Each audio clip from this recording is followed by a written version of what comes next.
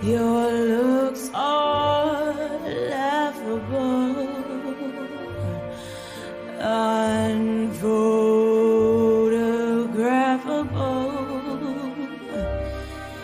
yet you're my favorite work of art. Is your figure less than Greek? Is your mouth a little weak?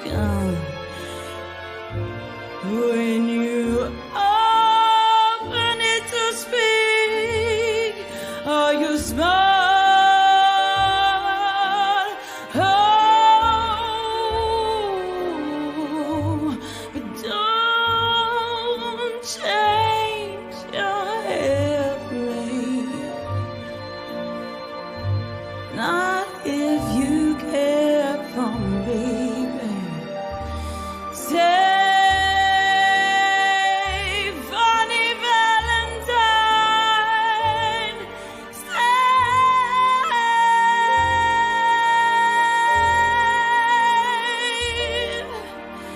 And each day is Valentine. Stay, funny Valentine. Every day is Valentine's Day.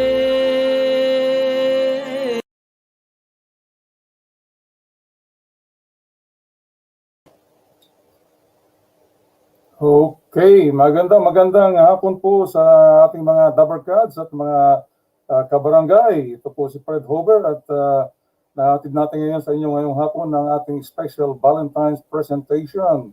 Okay, at araw po ng mga puso ngayon, subalit kahit po naka-lockdown sa araw tayo, marami po sa ating mga Dabarkads at mga BFF medyo sumemplang yung kanilang preparation for today's Valentine's Day. At dahil bigla po tayo nagkaroon ng snap lockdown, so mas mahalaga po na pangalagaan natin ang ating mga kalusugan kaysa sa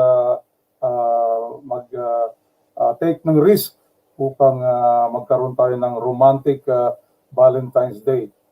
Marami pa hong Valentine's Day na darating. Okay? Subalit pagka tayo po ay tinamaan ng COVID-19 ay kahit manawari naman ay hindi na ito ang huling Valentine's Day natin. So sundin lang po natin ang ating mga health authorities at talaga pong nakakatakot po itong ating pandemya. Okay, samantala ay batiin natin at i-welcome natin ang ating katoto at Dabarkads, kabarangay at BFF na si Gina Agustin, at matagal-tagal po natin na-miss ito at meron lang nagkaroon lang po ng kumbaga domestic emergency. Okay.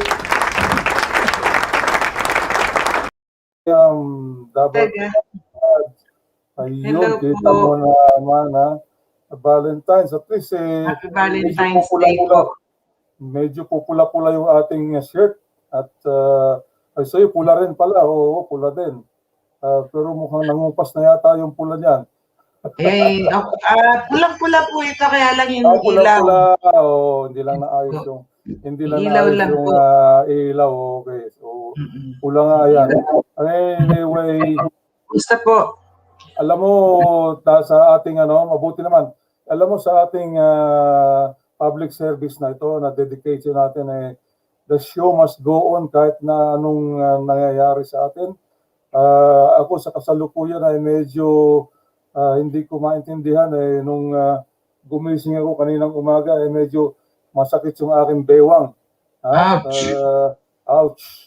Ouch! Naku, ngayon ating tinitiis lang at mamaya-maya patayo tayo patuwing meron tayong intermission. Mahirap talaga ang magse-celebrate ng ang tawag dito nung kanyang 21st birthday. Mahirap yung mga bata. Oo. Yes. At palagay ko, sasabihin sa akin ng aking GP pag pumunta ako sa kanya, bawas-bawasan mo yung pag-upo mo sa harapan ng computer. Kaya sa susunod natin broadcast siguro, baka makikita mo, nakatayo na ako. Nakatayo na. Like me, I'm standing up. Mga tinatawag na mga ergonomics computer table. Yan. So, maski po anong gawin natin paraan upang mabigyan lang sila ng public service, entertainment, at chika-chika yung ating mga kabarangay at saka mga dabarkads. Ayan. So, paalala ko sa kanila, pag may babatiin po sa Valentine's Day, ito lang po ang inyong batiin nyo. Ayun, ayan. Okay, buena mano, kaibigan natin, si Eva Olero Raj. Nako. Good, happy Valentine's Day po. Yeah, Fred and G, happy Valentine's Day sa'yo. Dabarkads, BFF ang tawag ko dyan. BFF yan, si Eva. Okay, napakagaling yan. Happy Valentine's napakagaling po. na sumayaw niyan. Wow. So, mamaya, bibigyan natin ng importanteng memorable na kanta. Ganon din si Dominga. Dominga, happy Valentine's Day. Happy Valentine's Day. Hello. Happy birthday lang yata ni Dominga. So, happy birthday. Happy birthday din. Dominga, okay. Pwede natin tawagin siguro si Dominga ng tawagin natin siya, imbis na Dominga, tawagin natin siyang Dominic para medyo Sunday. Payag ka ba, Dominga, na tawagin kang Dominic? Sunday. Yan. Sunday. Di ba Dominga? Di ba Sunday? Dominga is Sunday. Oo nga. Sunday talaga. Pero Sunday na lang. Sabihin, mas maganda yung nickname na Dominic. Ayun. Dominic. With the QUA, medyo sexy ang sound. Ayan. So, Dominic. Sagot lang Dominic, kung gusto mong bansagan ka namin ng Dominic o gusto mo pa rin yung traditional na Dominga. Daang Venezuela. Okay. Ay mga taga Venezuela na hindi. Venezuela, mga taga taga Pangasinan yan magkakilala tayong Venezuela na taga Pangasinan, Pusurubio. Okay, so palakpakan natin yung mga nagse-celebrate na okay, talagang na. Tumapalakpak pa dito. Tumapalakpak din. Happy Valentine's. Sabi ni Dominga, ayan.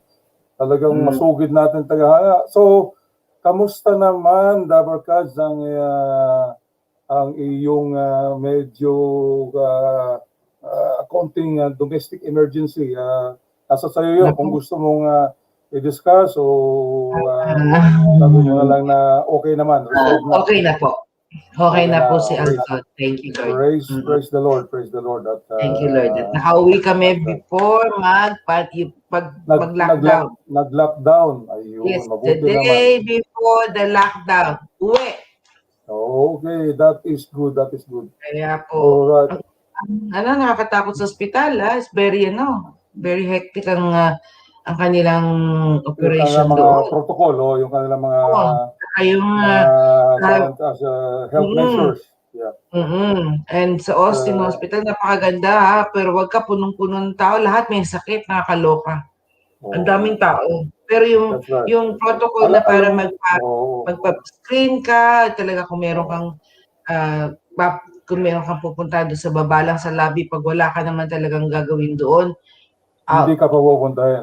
Nakakatawa, yung mga karaniwan, yung mga nung araw, ang kwento naman sa atin ng ating mga parents, nung panahon ng hapon, ang kaguluhan ay madalas sa mga bundok o kaya doon sa mga yung mga tawag dito, yung mga balis, doon nag-aaway yung mga guerrilla at saka mga Hapon. Doon ang battleground. Itong ating battleground laban sa pandemic ng coronavirus, ang battleground natin, nasa ospital, nasa loob ng ospital, at saka mga public places. Ayan. Yes po, nahulog yung aking mouse, sorry. Sayang at na-miss natin si Lisa. Yes. Oo. Anong pangyayaring nagaganap sa kanya? Hindi, alam mo ba na Wi-Fi. nagkaroon ng early morning na 7.1 na earthquake sa Japan this morning. So maaring naapektuhan yung kanyang yung mga internet saka Wi-Fi. Kaya nagkaroon ng early morning. In fact, ito ang ito ang ibibigay natin na news break. Meron tayong nakuhang early footage ng earthquake sa Japan. Ito, panoorin natin na Dabarkad.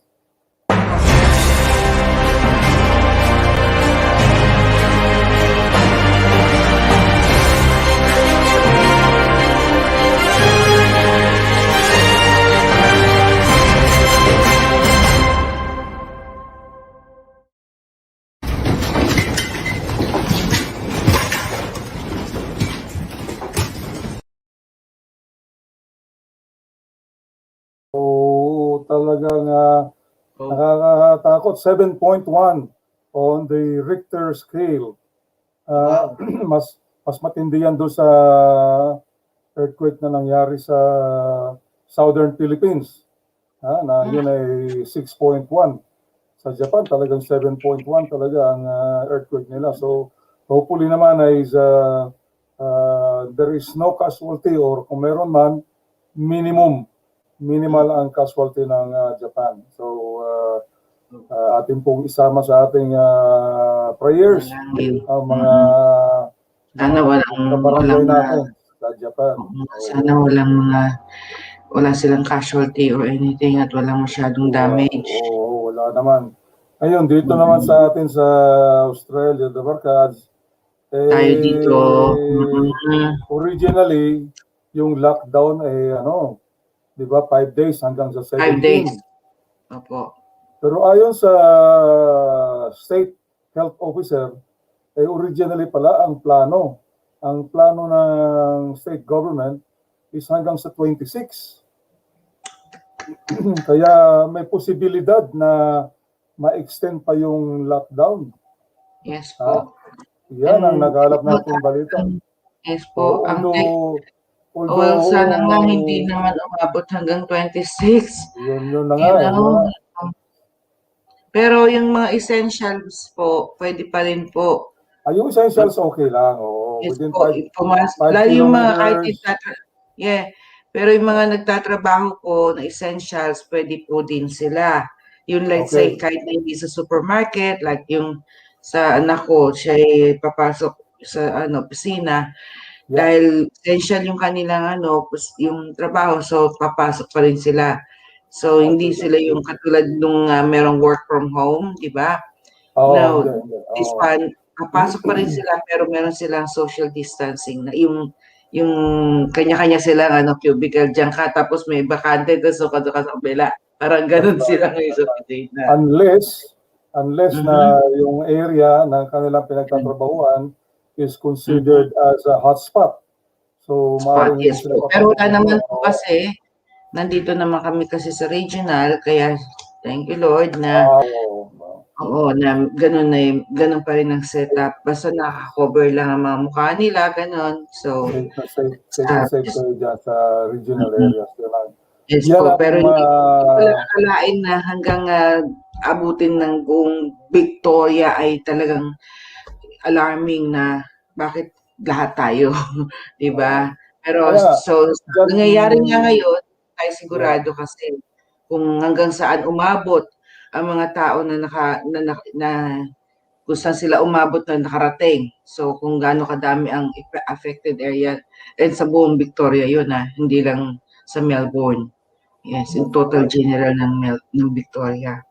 Kaya po, ingat tayo mga kabarkada, mga kapamilya, mga kababayan. Diyan mo ma-appreciate the barkads ang country living. yung country living, diyan mo ma-appreciate na fresh air, open wide spaces. Yes po, marami pa kaming space dito sa likod ng backyard natin. Hindi nagiging hotspot. So, ako lang, kung if the circumstances allowed me, mas happy ako na sa country area tumira. Kaya lang, siyempre, naging hanap buhay natin dito sa Metro Melbourne. Kaya tayo napadpad. Ayan. So ito ang latest na statement ng health officer. So this might actually give some early warning. So let us not hold our breath na by the 17 balik na naman sa normal. So let's expect for the worst, hope for the best, expect for the worst. And expect the unexpected. 1 day into Melbourne's snap 5-day lockdown, there are fears it could last longer. There's only been one new case, taking the Holiday Inn cluster to 14, but we're being told to brace for more. The Premier is under pressure after it was claimed officials knew a man in hotel quarantine was using the nebulizer blamed for our latest outbreak. Nick McCallum begins our coverage. For Melburnians, a recurring nightmare. The city that prides itself on being so livable, a ghost town again. This is disaster. What he's doing. This man should step down. Angry graffiti too at Parliament House. You need to quarantine for 14 days. We're going to follow you up. Heckling at the Premier's media conference, but no backing down. All my advice is that this strategy is exactly the right thing to do. Anger too from the man who used the nebulizer suspected of triggering all this. The 38-year-old told The Age he informed health officials twice he had the machine. If I was told that I could not use it, I never would have used it. You are left feeling like a criminal or that you've done the wrong thing. The Premier yesterday... Those machines are not allowed. That was clearly communicated. Once again, no backing down. No, I don't believe I have said things that were inaccurate. They appeared together on Wednesday, but today the Premier deflected questions to the hotel quarantine boss who held a separate media conference. I think it's best if you speak to her later today. I don't feel like I'm being thrown under the bus, no. Her explanation?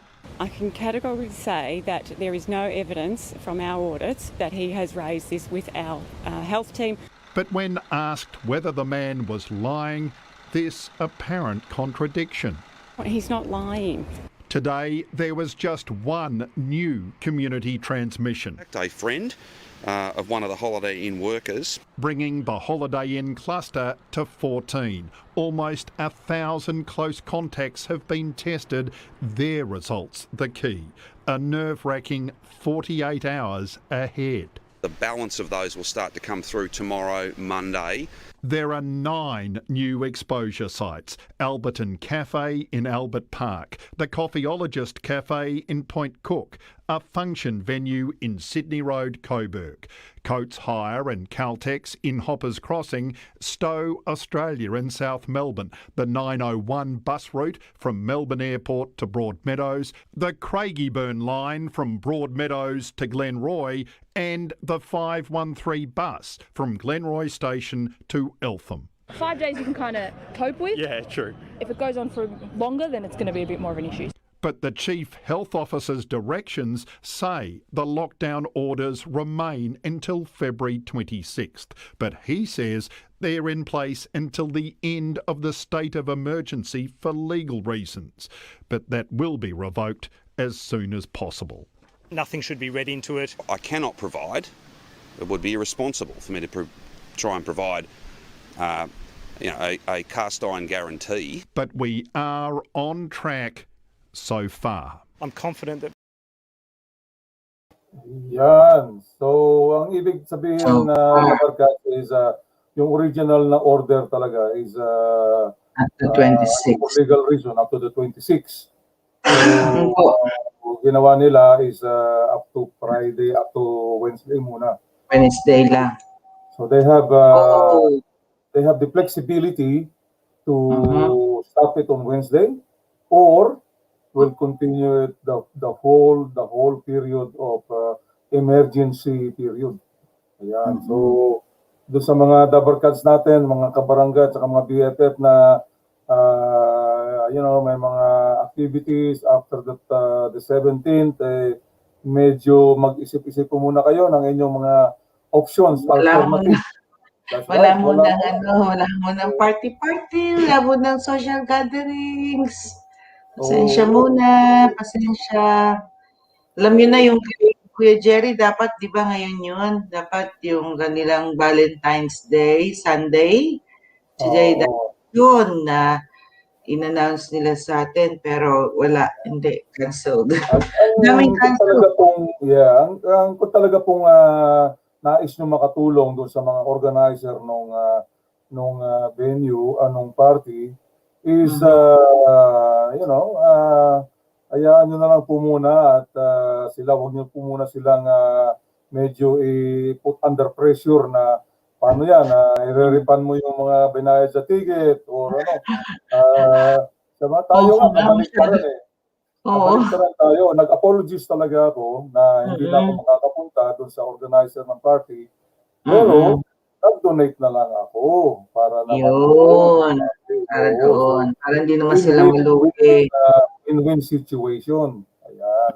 Talagang gusto mo makatulong, pero for the interest of your health and safety,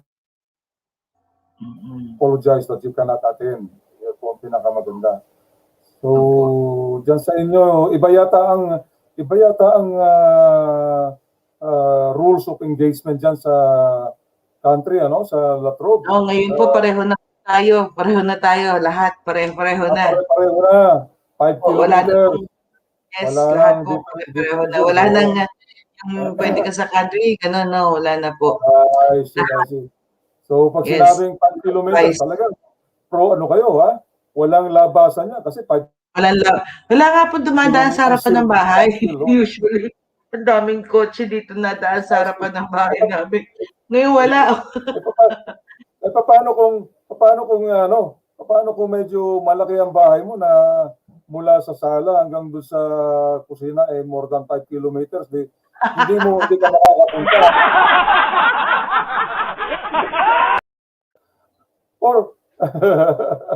Or pwedeng posible yan dahil siyempre yung halimbawa meron kang mother o kamag-anak na nakatira more than 5 kilometers. Hindi mo makikita. Hindi mo siya makikita. Pero they give some allowances if you're a carer. Binabasa ko nga mabuti, kung nagki-care ka for another family member, I think it's a valid reason to move. Nakalagay naman doon without valid reason, hindi ka pwedeng pumunta ng more than 5 kilometers without valid reason. Kung tatrabaho ka doon, anong business mong ginagawa doon sa more than 5 kilometer, they will let you. Pero shopping and everything, 5 kilometer ka lang. Kung malayo yung shopping center sa'yo, patay tayo. Wala tayong supply, ganun. Pero this time, hindi nagkaroon ng panic buying sa toilet paper. Ayun. Pero nag-stock lang yung mga tao. Nag-stock lang sila. Kasi last minute. Yung pag-announce na kinabukasan, sarado. Wow! Kaya talaga diretso ka, puta ka dun sa mamimili ka na gabi. Ganun. Ganun dati. Talagang nakakabigla. Wala ganun talaga Oo. Paglaban tayo sa gera. Kuya, you know that? Nakakatawa. Meron pang tayo mga kabarangay at mga BFF dito, kabarangay o katropa dito sa Melbourne, yung mga fellow Victorians natin, na hindi pa rin sila maniwala na itong COVID-19 pandemic is serious at totoo. So they still doubt it na Sinasabi daw nila na ito ay conspiracy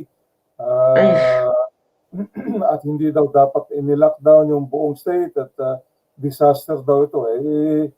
Kung magkaroon ka ng magkasakit ka at nasa ospital ka, dis lalong Yun na yun.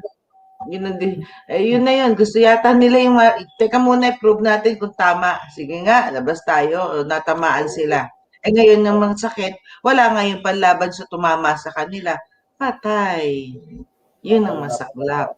Kasi nakalat pa nila. Kasi nang hawa pa sila kung ano man ang nadampot nila. Oo, sigurado yun. No? Kagaya din sa nangyari sa isang function center sa Coburg. Pareho na apektuhan na isang bata at isang adult. So, hindi naman from the same family. Talagang pareho lang na umatyan yata doon sa function sa Coburg. So, hindi nila malaman kung ito yung old variety o old na COVID virus o ito yung UK variant. Oo, yung UK variant. So, yun ang nakakatakot kasi matindi palang makahawa yung UK variant. Para kumbaga nagkaroon ng yung dating original na virus, lumalakad lang, may paa lang. So, ngayon lumilipad na. Ito yata ngayon yung bagong variant ay may pakpak, sumasama sa hangin. Kaya mas nakakahawa. So, kaya nga yung pinag-uusapan nila, paano kumalat yun? Dahil daw pala sa nag-nebulizer yung isang yes po. Yung occupant sa quarantine. Sa hotel, yes. And syempre, air condition, boom.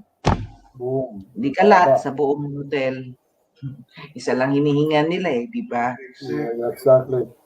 Anyway, dahil wala si Dabarkad Lisa, ay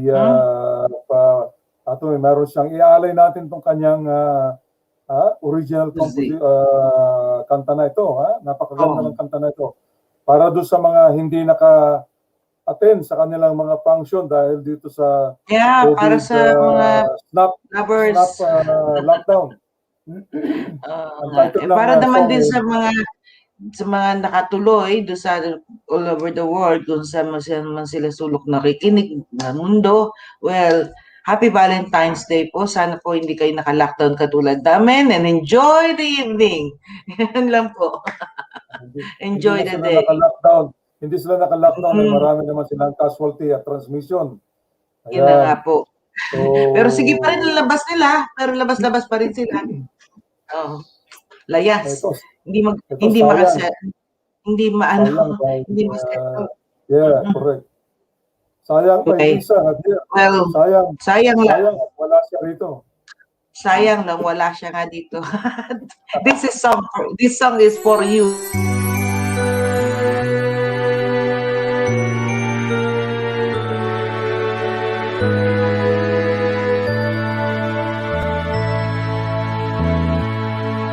Kasalanan ba ng pusong magmahal? Akala ko ay magtatagal. Nawalan na ng saysay ating pangarap. Mga pangako'y di mo natupad.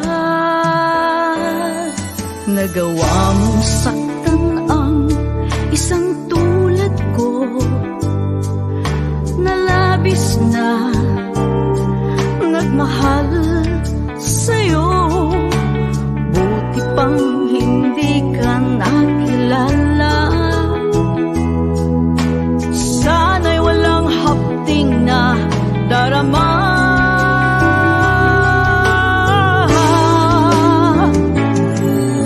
Sayang lang ang panahon kita'y nakasama.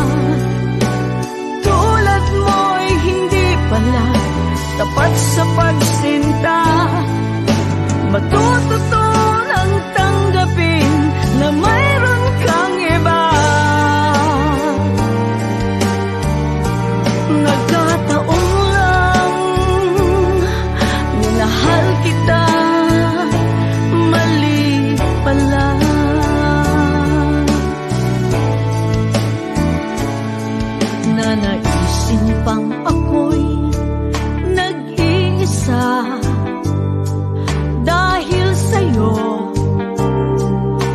natuto na.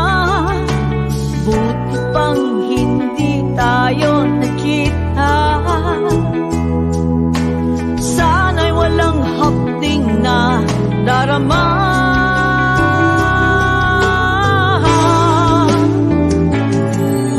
Sayang lang ang panahon kita'y nakasama. Tulad mo'y hindi pala tapat sa pagsinta. Matututunan tanggapin na mayroon kang iba. Nagkataon lang minahal kita, mali pala.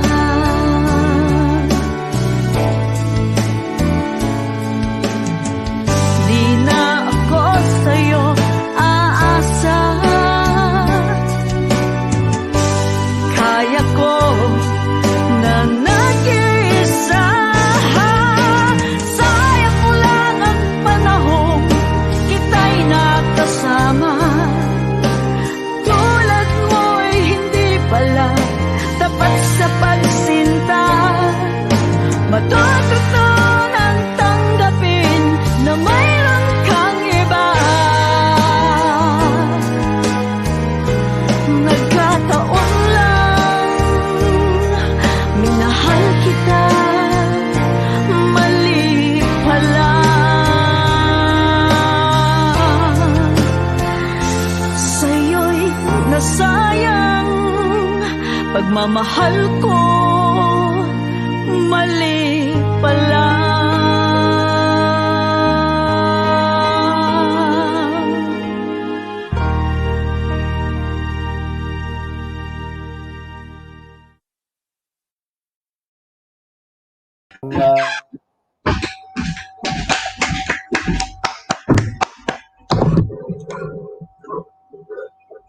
Ganda.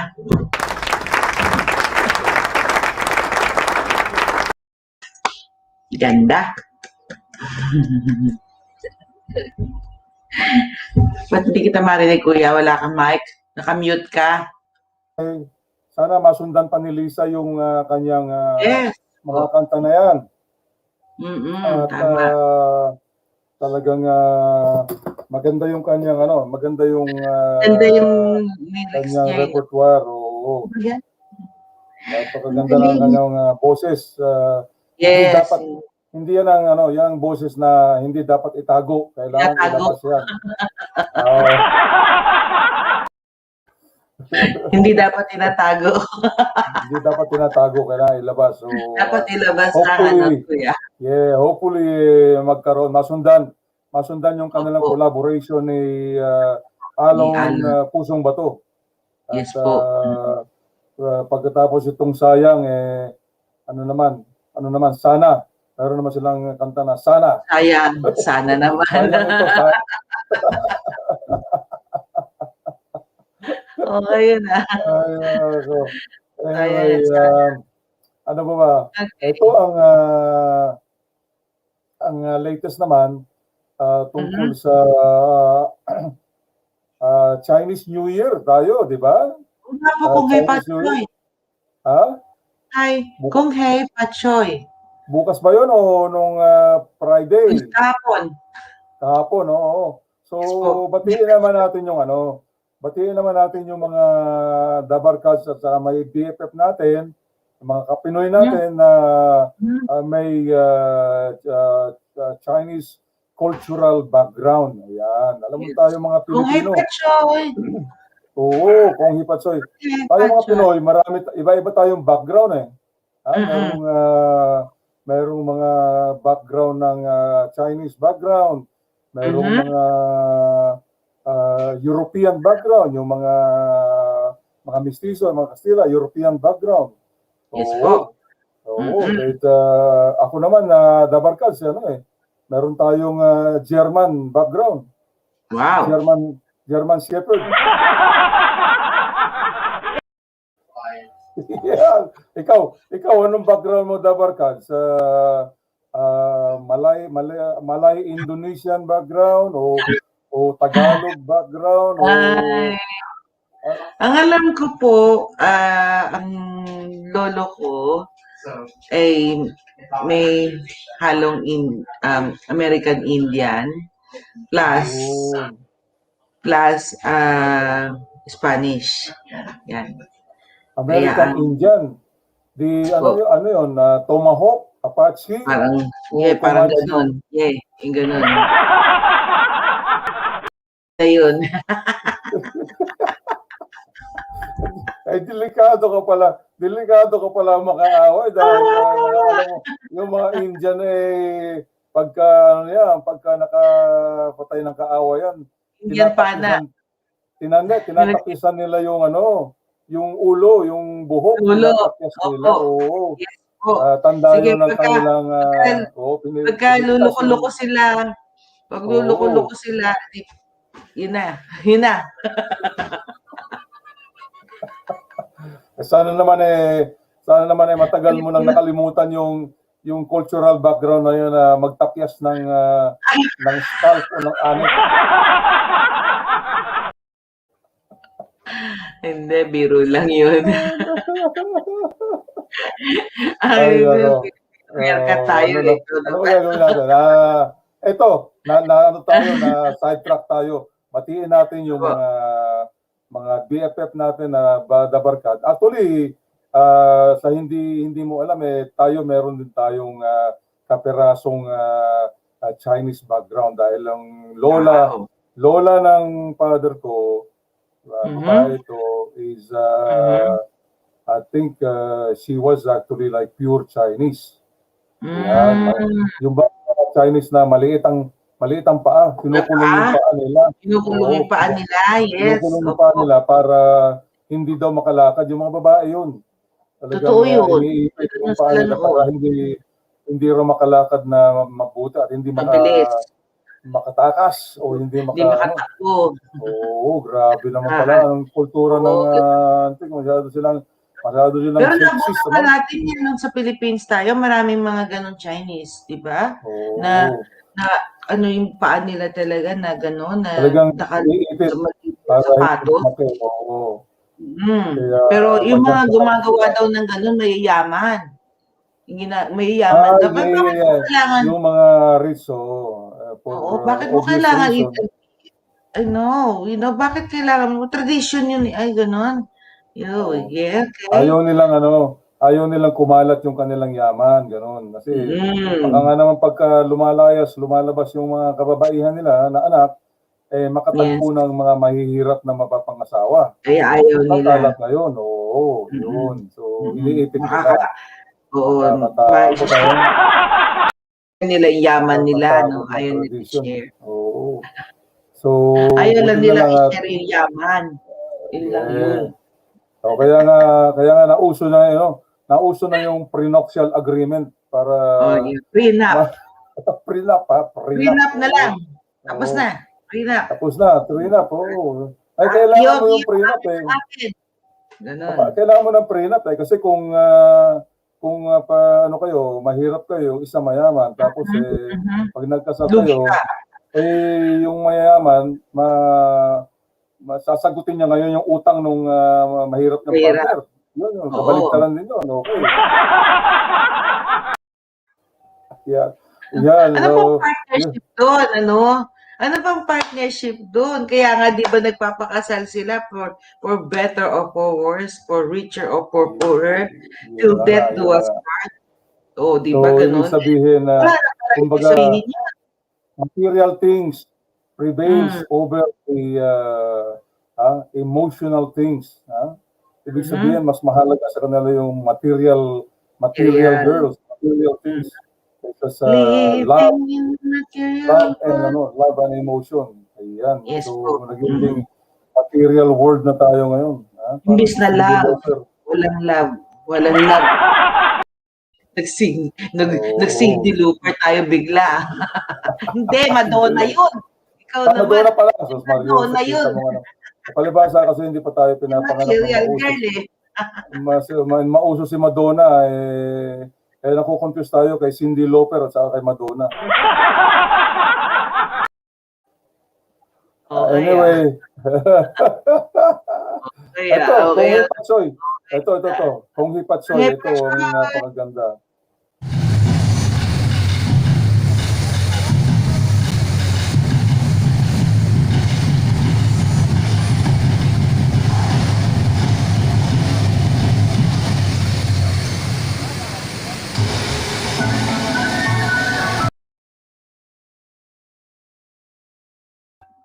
Kita mo, Hindi, ano lang yun. yung bull at 3D. Oo, kala 3D yun. lang pala. Kala ko 3D tunay. yung bull, Bull. the year, the year of the ox. The Yes year of the po. ox. Kaya Metal ang ox. symbol ng Chinese ngayon is yung toro, yung ox, yung bata. Naging gold. Naging gold Yes. yung ox at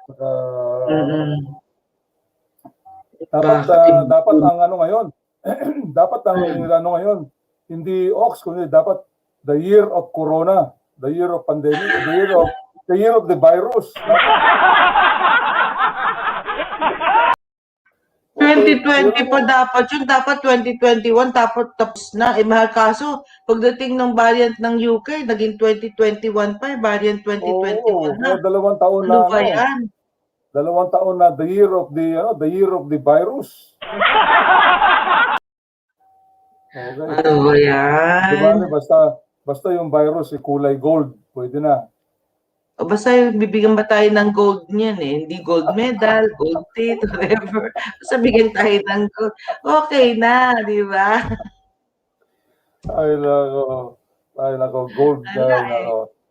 Ito na tayo, stay tayo sa bahay, magpupukulitan na lang tayo, bored tayo, magka-garden tayo.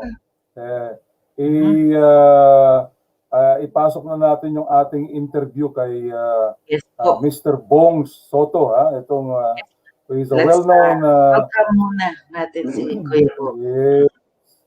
Okay, welcome. He's a well-known blues musician. And he is here with us, Melbourne. Kabarangay natin yan at BFF natin yan. So maraming salamat at pinaunlakan tayo ni Bong Sotto. Rene, Bong Sotto. Good afternoon. Okay, mga Dabarkads at mga kabarangay at mga BFFs dyan, kagaya nga ng ating sinabi kanina, pag-umpisa natin ay meron tayong panauhin ngayon. Ay mga mahilig sa musika, especially mga blues music. Pinagpaunlakan tayo ng isa nating kabarangay at kabayan na ito na marami, palagay ko maraming mga nakakilala dito sa taong ito dahil he's always a mainstay in any community festivals or gatherings dito sa ating community. And he is actually here in Melbourne, so kasama natin to.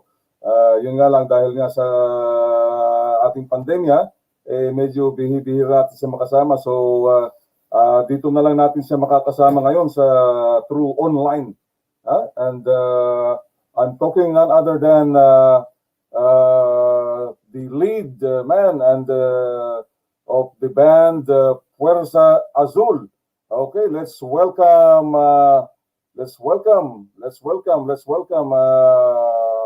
Mr. Bong Sotto.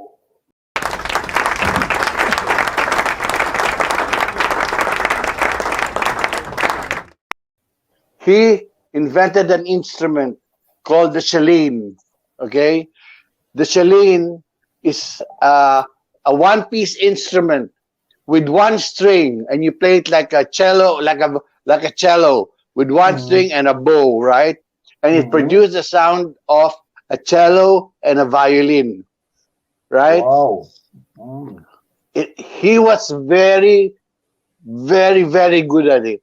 He invented the instrument. In fact, he was so good at it that the board of directors of Carnegie Hall in New York invited him to play in Carnegie Hall in New York. He was the very, very first Filipino to ever been invited by the people in New York to play in a concert in New York. He was the first Filipino. So, para sa akin at sa mga ibang musikero, nakilala ang Soto family. Siya talaga ang tunay na rockstar.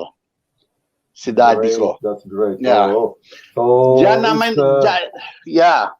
Mahirap talagang mapantayan ang airpot mo, Bong. Ha? Mahirap malagpasan. Pwede mo siguro mapantayan, pero mahirap lagpasan ang kanya mga achievement. No, hindi ko mapapantayan ng daddy. Wala naman alam mo sa musika naman walang pantayan eh. May kanya-kanyang sariling talento yun eh, sabi ng daddy ko sa akin. Ang pinaka-importante sa musika, nagagaling sa puso mo, yung tugtog mo. Maski 3 akorde lang, pero nakikita kasi ng tao, at saka pinaka-importante, nararamdaman mo yung tugtog mo. Maski paano pa, kung ano pang tinutugtog mo, basta galing sa puso, maganda na. Okay. Ayos yan. Ayos. So anyway, what we want to know is how are you related to the mga celebrity Soto brothers? You know, Bal of the Hagiris, Big Soto of Itbulaga, and of course the Senate President Tito. Yeah, they're all my first cousins. Cousin. They're all my first cousins. Tito, Val, Maru, and Vic. Okay. The 4 brothers. They're very close to me. We've had Itbulaga for the last 42 years, right? Yeah, I was the only Soto who was rebelde, so I didn't join I didn't join the comedy, the commercial scene. I went on my own, and I played music. I like to play music on my own. I didn't like the commercial stuff very much, although I'm not putting down the commercial music, but I'm not a comedian. I can say that I'm a true musiquero. I play the guitar, I sing, I write songs, you know, I write songs for movies, for jingles, like that. But my passion in music was playing my original and blues. So that's right. And no matter how hard, naghirap kasi ako ng ilang taon bagong medyo sumikat. Oh. Okay. So anyway, at what age did you start, playing music or learning the guitar? Okay. So my dad first, my dad first taught me my first 3 chords when I was around 10 years old. Okay. He taught me the Kundiman blues, which went like this.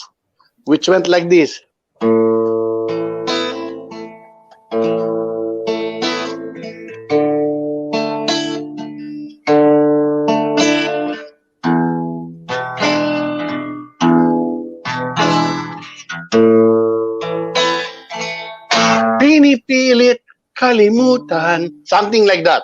Okay? Yun ang tinuro sa akin yan. Daddy taught me how to play 3 chords, but it was in Kundiman and it was lumang blues na, alam mo, ang Kundiman kasi blues yan ng Pilipino eh. So, yun ang tinuro sa akin ng daddy ko. So, I didn't really want to, I learned how to play the guitar when I was very young, pero talagang hindi ko talaga passion nung bata ko yung gitara. Yung passion ko talaga maging drummer. Pero alam mo yung drummer kasi pero naghirap ako sa drums kasi medyo nahirapan ako sa tempo at saka walang mahirap magdala ng instrumento, ang dami mong dadalhin sa kotse. So, na-turn off ka. Na-turn off ako. At saka biro mo, kung naging drummer ka, di nasa background ka lang parati. Exactly. So, pinilit mo ngayon na magustuhan yung gitara. Yan. Pero I finished school muna. So, my dad and my mom were very adamant na, gusto mo mag-gitara, pero magtapos ka muna dahil hindi ka naman sigurado na magsisikat ka eh. Kung alam mo, yung mga musikero sa Pilipinas hanggang ngayon, puro mga pobre. Let's say, ang mga sumikat lang dyan, a handful na musikero na talagang may pera. Yung musikero talagang pangkaraniwan na Pilipino, mahirap talaga. Lalo na, alam mo, that's why I had to go overseas. Eh. Kasama ko sila Wally, sila Pepe nung bata ako. Pero wala kami kinikita talaga. Sabi ko sa daddy ko, lagi ako tinitira ng daddy tsaka mami ko. Sabi ko, ano naman kinita mo kagabi? Sabi ko, eto, 20 pesos. Ha? 20 pesos. 20 pesos. And then I would have to ask my mom, Mom, can I have my pamasahe? Or can I, you know?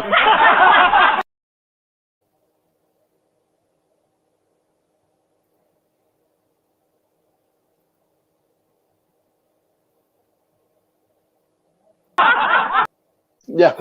So that was so very funny because you couldn't make any money. I was playing in places like Cola House, Pension Filipina, Hobbit, you name it. I played it there. And we were only making 20 pesos a night. And I had to bring my guitar, ride the jeep, go to the gigs. Kasi if I use my car, nakakaya naman, di ba?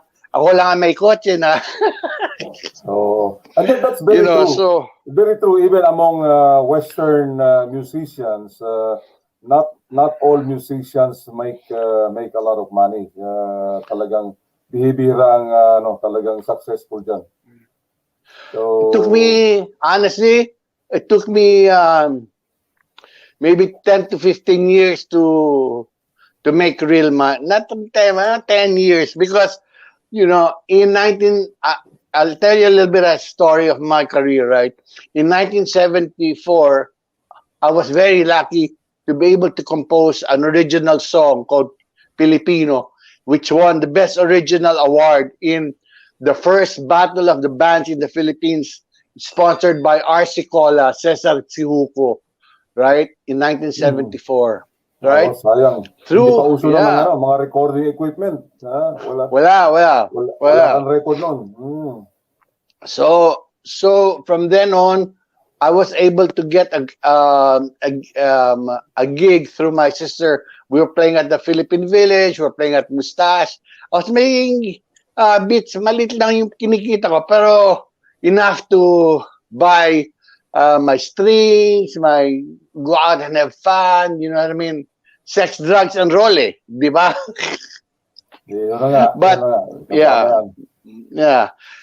But then I decided I had to leave the Philippines. If I wanted to make money, if I wanted to make a good career out of my music, I would have to get out of the Philippines kasi wala ka talagang kikitain dun. Puro ka tinapay ka lang at saka tinapa dun.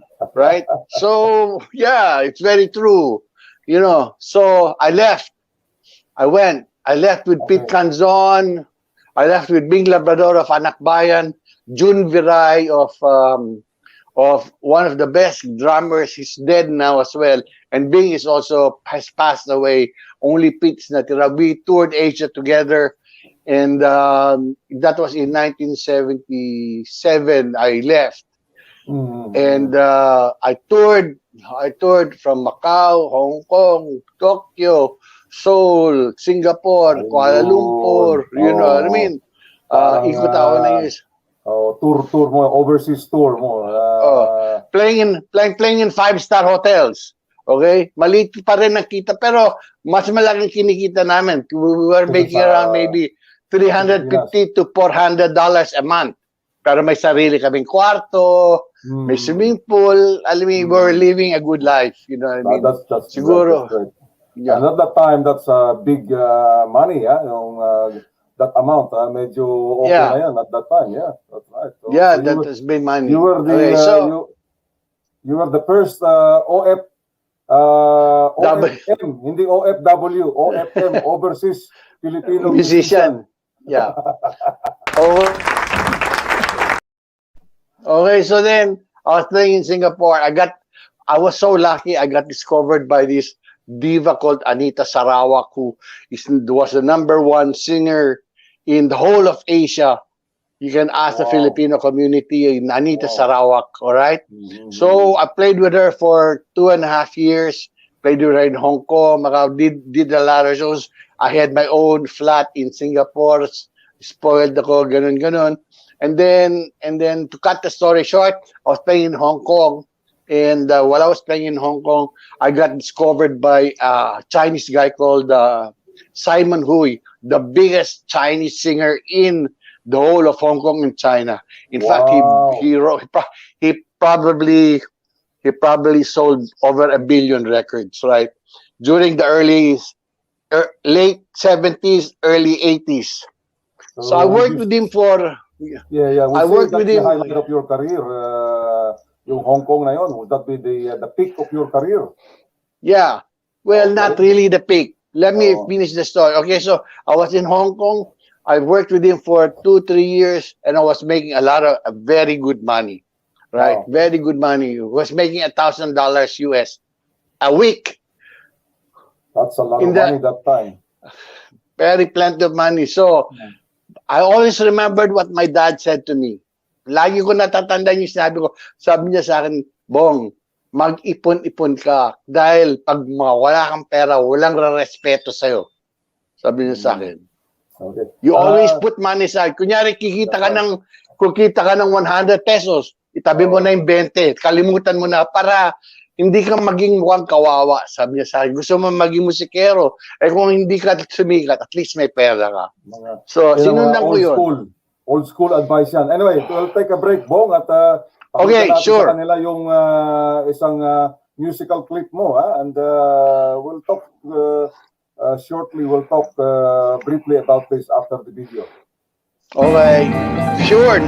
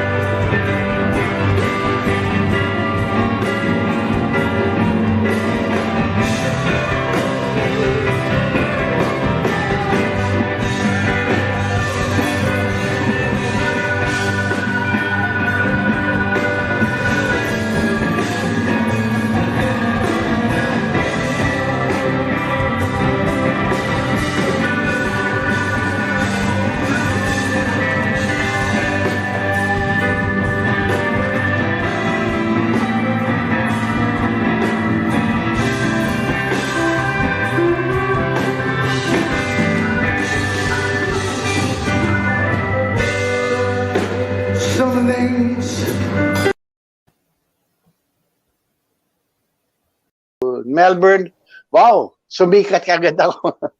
Swerte ko talaga. Ang daming kumukuha sa akin. Alam mo, ang daming kumuha. Oo, daming kumuha sa akin. So I made Melbourne my base.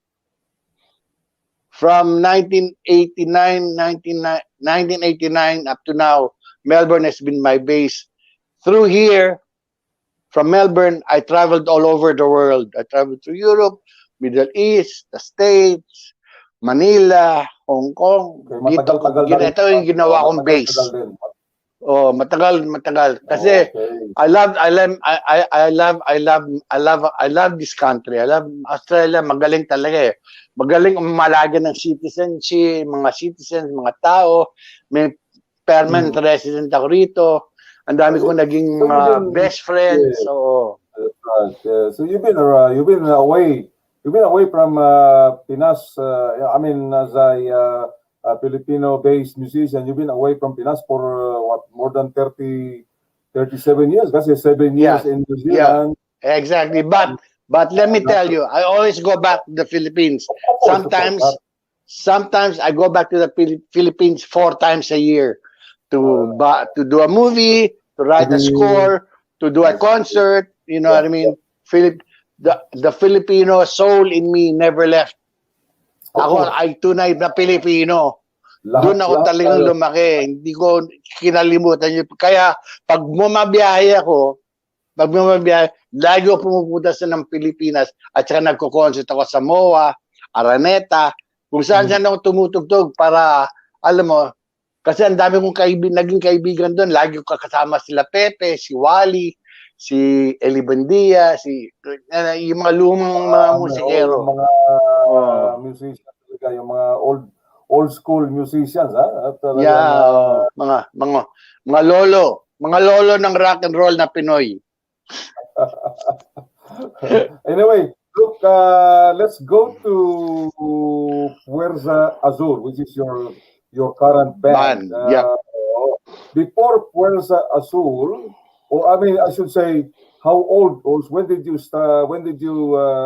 establish Fuerza Azul? And Fuerza Azul. Ang dami kong banda eh. Hindi ko na Kabilang. You cannot count how many bands I've been in and out until I formed my own band. So Fuerza Azul was the birthplace of myself, Pepe Smith, Manoling Poblador, and Wally Gonzalez, Wendell Garcia. So there were around 6 of us who formed this base that would only play blues in Manila. Okay? So Fuerza Azul means blue force in English. In English, yeah, of course. Blue force, right? So that's all we played is blues. You know what I mean? So we started that off in Manila in I think in 2003. 2003. 2003 na.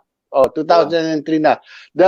Dahil pabalik-balik na ako ng Manila hanggat ng 2003, sabi we decided, gawa tayo ng banda, Fuerza, so blah, blah, blah. So, gawa ako ng banda, tapos dinala ko na rito, pati sa Australia. Sabi ko, I will form the chapter here. So, I formed my chapter dito rin, Fuerza Azul, pero Australia naman. Kuwara naman ng mga Pilipino na musikero at saka isang South African. So we also had the Fuerza Azul here in Australia, in Melbourne. To make it clear, yung Fuerza Azul was formed when you were already here in Australia. Nung sa New Zealand ka pa lang, iba pa yung band mo noon sa New Zealand.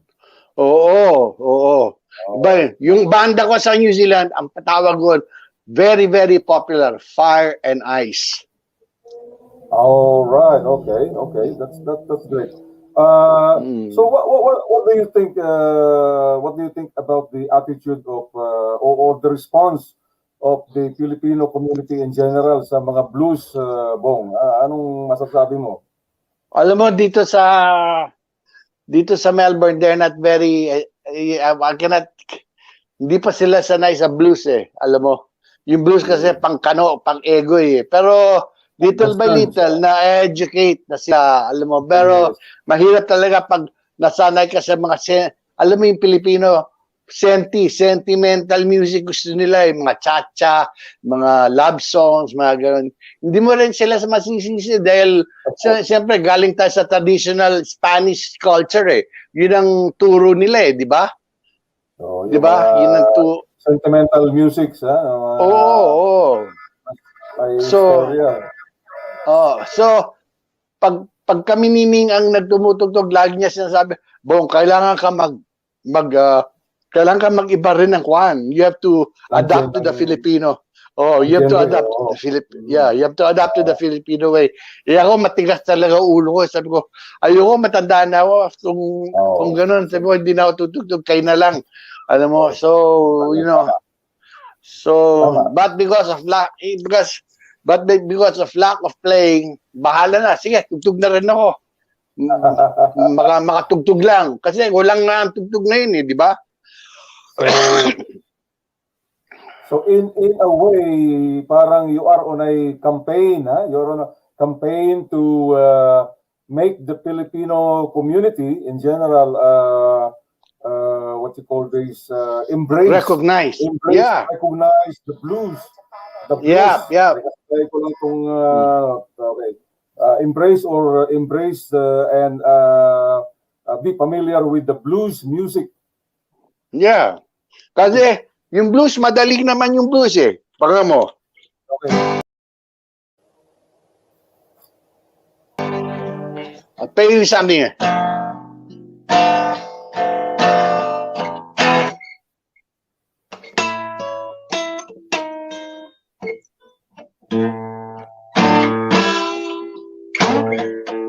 Naglaho na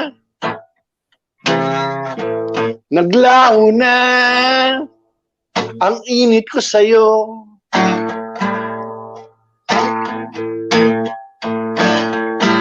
Naglaho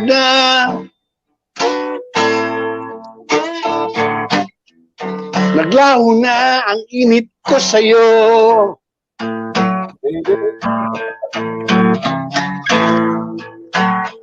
Blues to ha. Di ko kailangan palengkerang tulad mo. And that's one of my compositions. Well, pwede palang i-adapt ang blues you know, sa ating Filipino language. Oo naman, ang dami kong sinulat na blues na Filipino. Oo. Sayang, pero sanang tayong time na-research natin yun at never mind. Hanapin we have more time. This will not be the only time.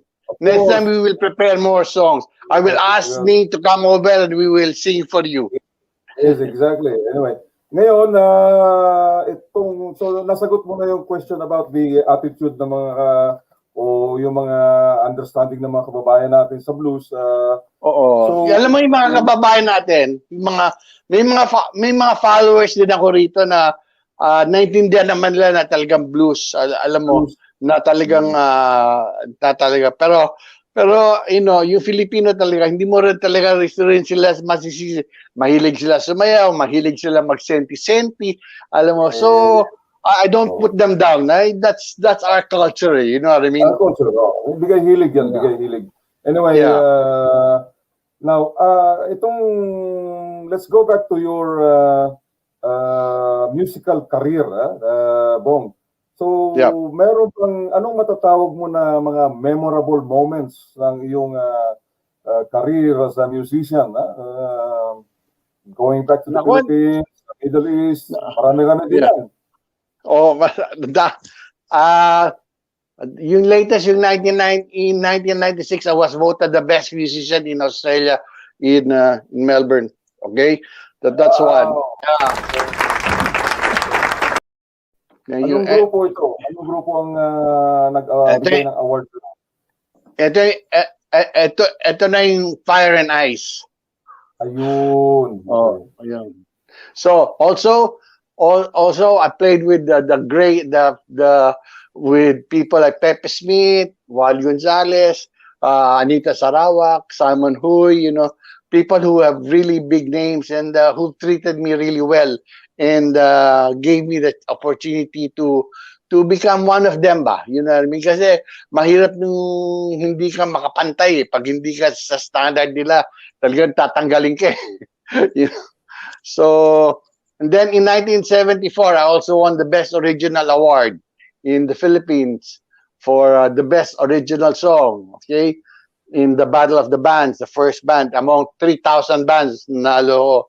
So I cannot compare to the accomplishments of my cousins Vic and Tito and Val. You know what I mean? In politically and in their artistry. But all I can say is ako lang po ay isang simpleng musikero.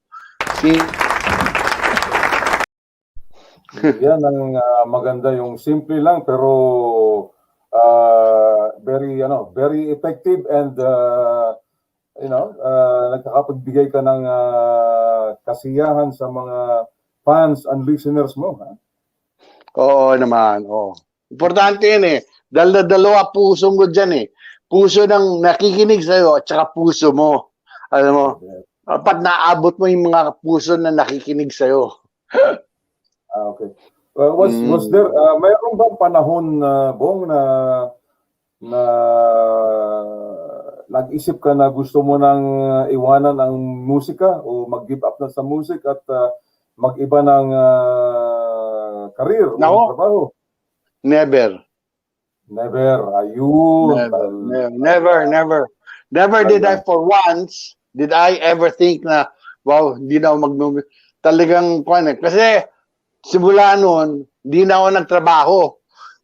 I never worked na 8 to 5 na job na I'll tell you the story of that, okay? So, I've never worked yung trabaho ng opisina, ganun. Never ako nag-work. Till 2002 yata, nagkaroon na I had a heart attack in 2002. 2002, okay. So I had to stop. Okay? So I had to stop. I had to stop playing, I had to stop touring. So I went back to school. Nag-aral ko ng alcohol and drugs. I finished my diploma and then I worked for 3 years in the Salvation Army 8 to 5. Helping drug addicts, helping alcoholics, you know. Pero I only worked for 3 years because I had to recover. After that, I left again and then I became a full-time musician again. Dito sa dito sa Melbourne yan, no? Dito sa Melbourne yan. Dito sa Melbourne. Ayan na po yung mga bahagi ng buhay ng ating kabarangay na Bong Soto, na siguro karamihan sa atin ngayon pa lang maririnig, but you were, kasabi nga ng mga OC, you've been there, done that. Ha? Exactly.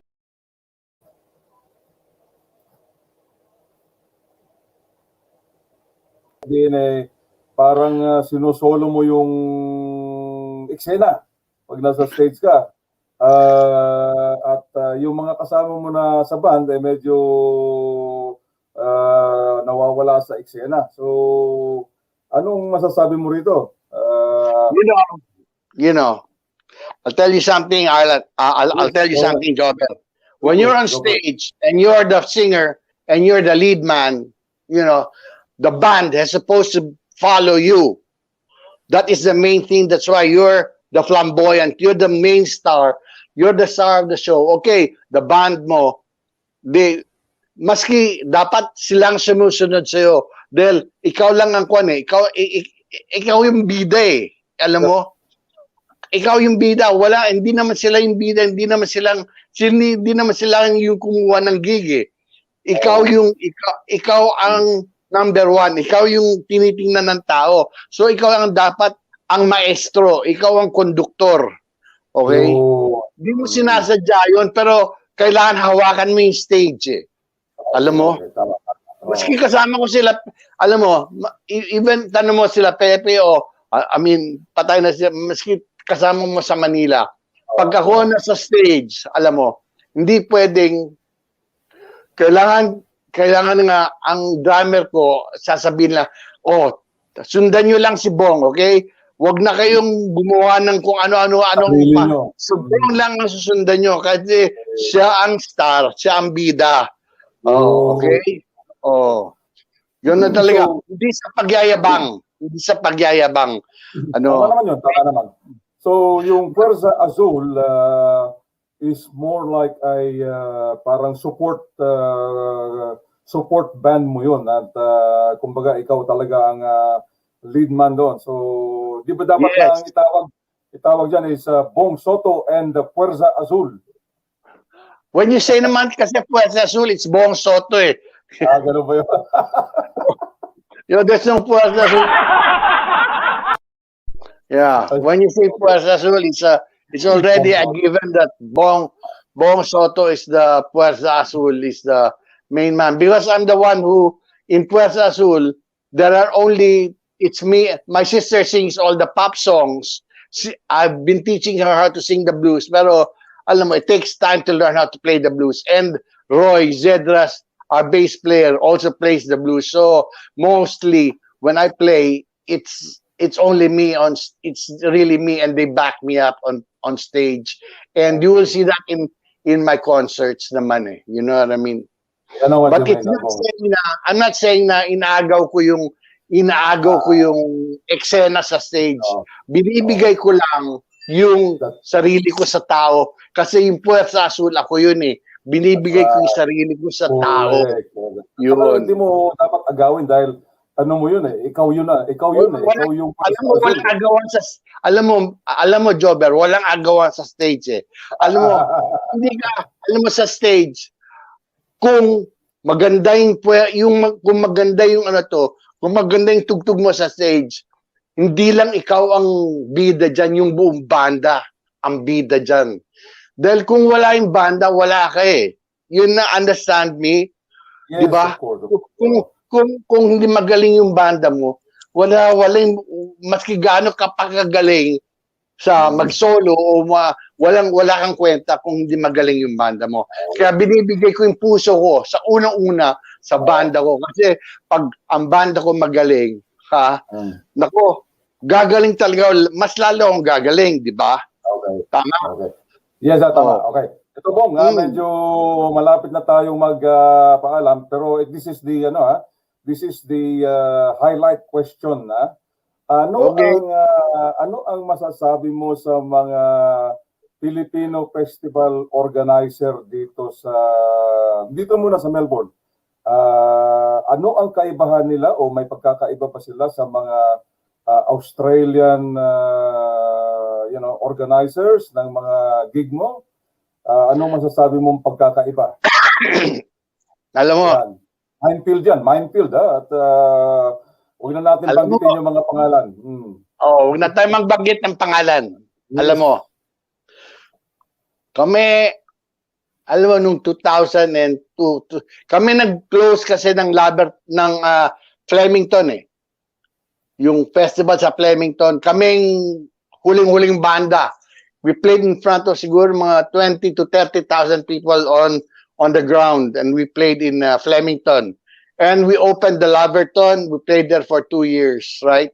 In Laverton. Yung hindi pa sila nagkakagulo. The main problem, and I'm not gonna ask, I'm gonna not mention name, but the Filipino local musicians are treated so very unfairly talaga. And it hurts me to say this because, no matter how much I love the people from the from here, they don't know how to treat the musicians properly, yung mga local lalo.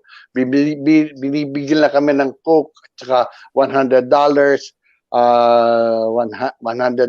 tapos papatugtugin kami, tapos parang nababaliwala kami.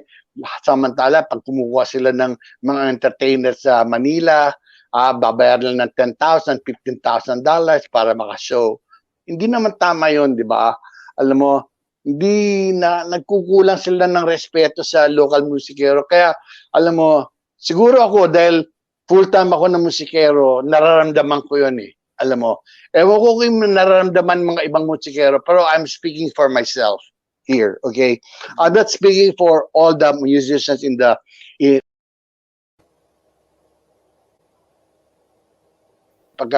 naman lahat. Alam mo, may mga producers na dito na magagaling din, na may puso rin sa local na Pinoy. Alam mo, alam nila yun eh. May mga tao na Hindi na ako mababanggit ng pangalan ng mga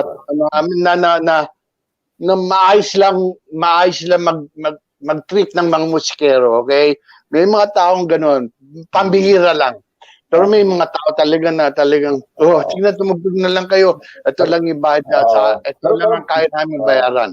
Pero may bago, Bong, di ba, bago ka i-book ng mga organizer na yan, hindi ba kayo nagkakaroon ng parang formal na contract o memorandum of agreement? O puro verbal lang? Walang ganun dito. Walang ganun yung mga kontrata rito. Walang kontrata rito, pare. Is that the same sa mga gig mo ngayon with the mga Australian venues? With Australians, you gotta sign a contract. May deposito, you know what I mean? May may dressing room ka, alam mo, hindi ka kailangan magbuhat, plug in, plug out ka lang. Pag Pilipino ka, talagang hirap ka eh. Pero alam mo, tugtog yan eh. So, alam mo, yung tugtog namin dito sa araw ng Dabawenyo sa March 13. Araw ng Dabawenyo yan. Tutugtog kami. Sana matuloy yan.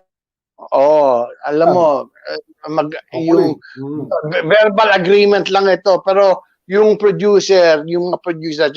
mga tao na tiga Davao, kilala ko. So, maayos naman sila kausap. Alam mo, at saka taga Davao kami, kaya never mind, okay lang, you know what I mean? We will give them our best. So, para Filipino organizers, parang more or less parang kakahiyaan na maglabas ng papeles, ng contract na pirmahan. Parang nakaka-turn off. Is that right to say na nakaka-turn off? Wala naman. Tanong mo maski kaninong Pilipinong musikero na pirmatan ng kontrata, tugtog kayo rito. Ewan ko. Sa amin talagang walang nagagano. Basta sabihin ito yung bayad sa inyo, $500. Ito yung show. Ito yung show nyo, 1 hour kayo. Ganun. Tapos, pagkatapos sa show, babayaran lang kayo. Ganun. Pero yung sasabihin mo, kontrata. Okay, kontrata to. May dressing room kayo, may tubig, may sandwiches. Okay? Ito ang drinks nyo. Ano yung drinks nyo? Ito yung technician nyo. Kung anong kailangan nyo. Iba kasi. Pero dito sa araw ng Dabawenyo, talagang pinilit ko talaga dun sa producer at sa organizer na kailangan namin ng dressing room, kailangan namin ng roadie, kailangan namin ng... at least, hindi sila makabayad ng malaki. At least, hindi kami nagmumukhang kawawan na kami magbubuhat ng hindi kayo uncomfortable. Diba? Hindi kami magbubuhat ng instrumento, hindi kami ganito.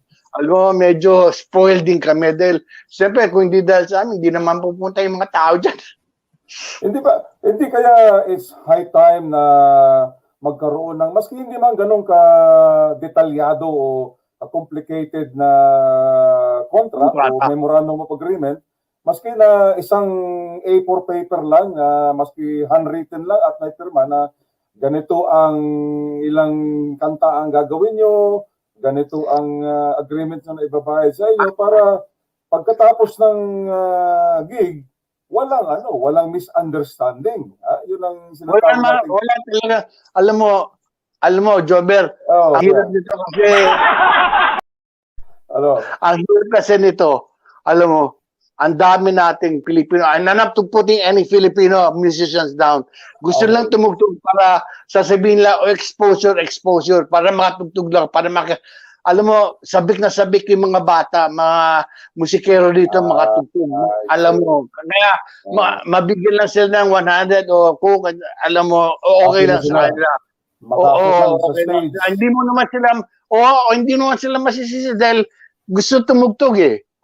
Ang masisisi mo lang talaga, yung mga nagka-take advantage. Alam mo, yung sana naman Okay, so wala na ang kontrata. Ang kikitain nila siguro let's say, out of my head, kikita sila ng $20,000 dun sa concert nila, okay? Sa event nila.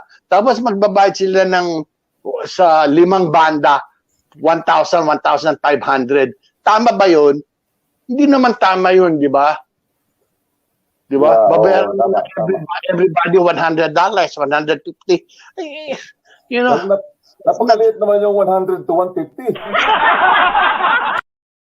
Kulang pa sa panggasolina yun. Buti kung magbabayad pa sila ng ganun eh. Minsan wala pang ang bayad eh. Pilipino talaga makikita eh. Okay na eh. Okay.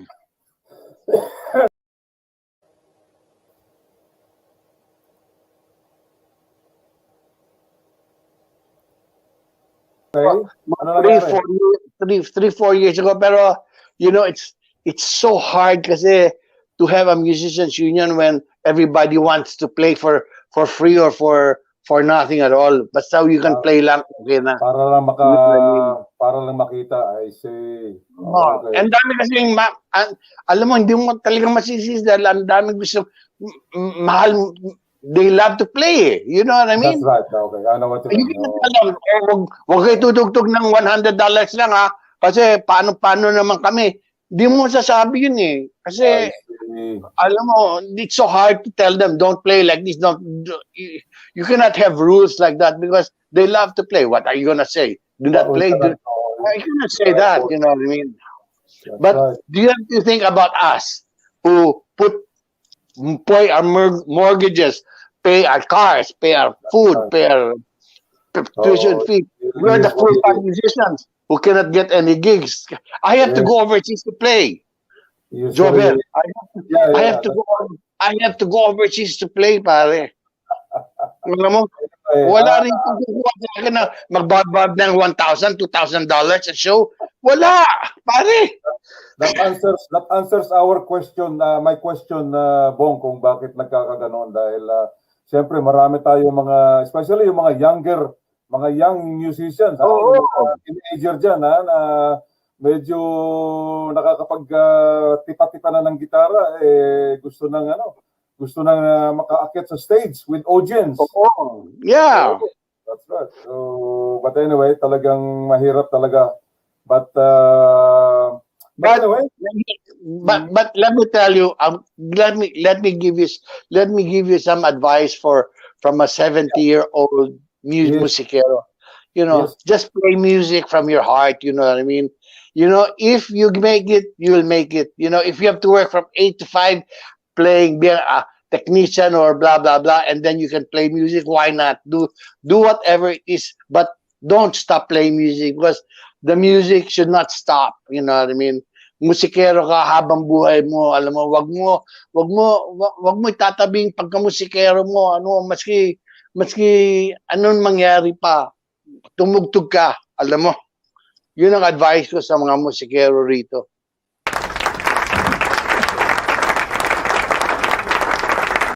Hey, with that advice, Bong, mabuhay ka at talagang masarap sana ang kwentuhan natin, pero huwag ka magsasawa at hindi lang itong una mong pagbisita dito sa ating programa. So medyo banggitin mo na yung shout out ka na sa mga kaibigan mo, mga band members mo, especially sa Puerto Azul. Patingin mo sila bago tayo magpaalam. Okay, so I've got very, very sorry not to have canceled the show because of the COVID-19 on February 14th, also due to the health reasons. But I've got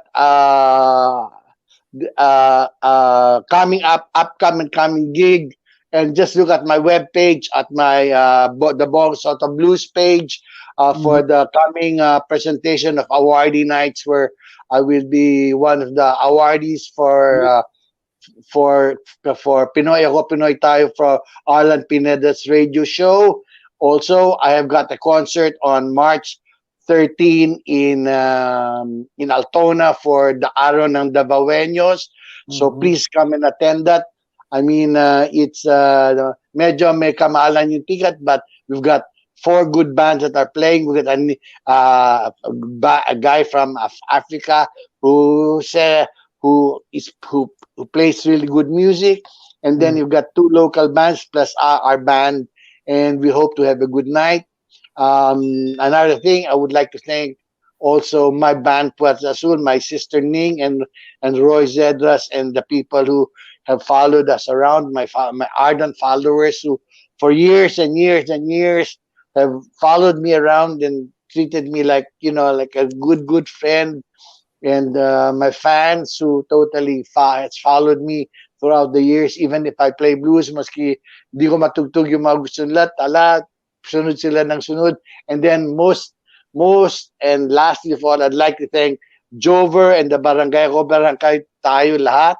And thank you very much for having me, and I hope that one day myself can play for you and entertain you live music.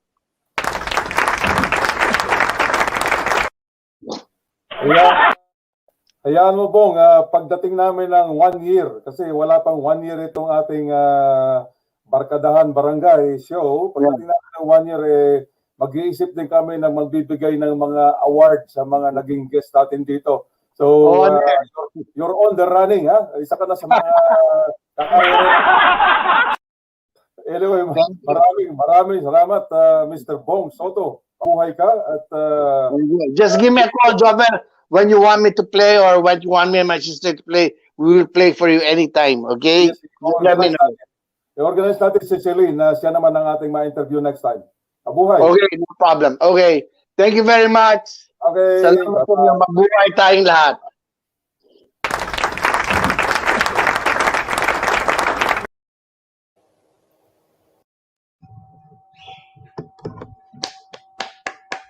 Mabuhay. Maraming salamat po. Galing. Thank you po, Kuya Bong Soto. Till next time. Happy Valentine's Day po sa inyong lahat. Asa ka na, Kuya Fred? Kuya Fred, hello. Yes, we're back here. Yay. Meron kayong event dyan sa Gippsland, ha? Let him know na maimbitahan nyo naman dyan sa Gippsland. Kasi yung mga blues music na yan, popular yan sa mga Australians. Ano? Yes po. Hello. Yes po. Yes po, of course. Yes, of course. Popular sa mga Australians yan. Kuya, we will do that. Pag nawala na tayong pandemic, we will continue our, like what we have planned before. Remember? We will do it. Sinabi mo, we will continue that. We have the tequila. Exactly. And we just only,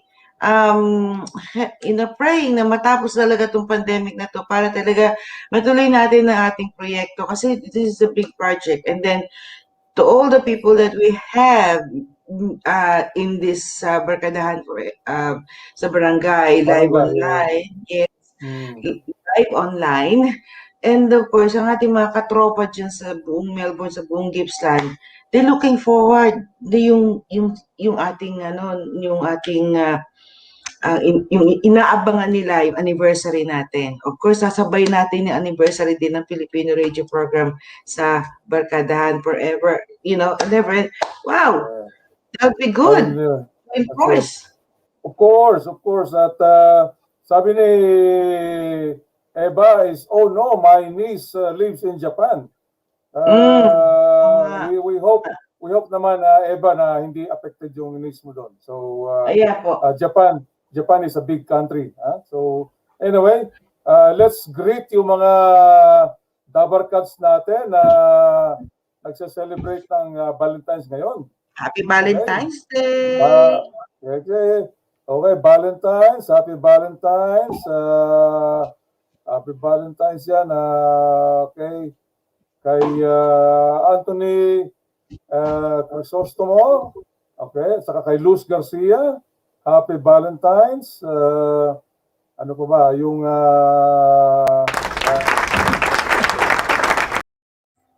okay, Happy Valentine's. At ganoon din sa Ganon. Maraming beses. Mali yan. Happy Valentine's, ganon din sa iba ng ating mga listeners naman. Like itong si John Richard Alayon, Happy Valentine, John. At alam mo si John, isa yan sa isang publisher yan noon sa second newspaper natin dito sa Melbourne. But of course, dahil nagkaroon na ng konting problema at hindi na naipatuloy yung kanyang tabloid. At kasi it costs a lot of money to print a newspaper. Okay? Okay, so hopefully na with the advent of online, of virtual technology, pwedeng ma-revive yung newspaper niya maski online. And then yes. Happy Valentine din kay BFF natin. Kababayan si Ning Binlos. Okay. And also Happy Valentine to si ano naman yan sa may-ari ng Chibog Restaurant. Yes. Okay. All right. Ito, Happy Valentine. Si Mrs. Lee, okay. Alright, tapos ganun din, Happy Valentine sa itong tropa ng mga BFFs natin. Si ST Field and Company. Okay. Ayan, I was going to say si Janine Barican Lee of Chibog Restaurant. Okay, and then sino ba? Yun, Chris Centeno, Happy Valentine's then, Brad. That may you have a good Valentine's celebration. At, yes, itong alay natin sa mga nagse-celebrate ng Valentine. So, pag meron pa kayong nais batiin, pwede bumate, Kuya? Yeah, pwede bumate? Okay. As in we have listeners in our channel. We have Kuya Ernesto Pasis Rasiles Jr. Happy Valentine's Day daw po, Kuya.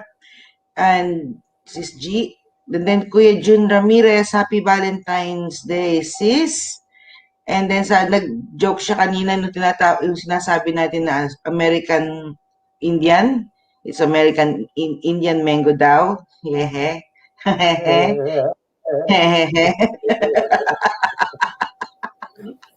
Indian mango. Nahugutan ka, American Indian mango. Ay, masarap naman yung American Indian. Masarap yung American Indian mango. Happy Valentine's Day too.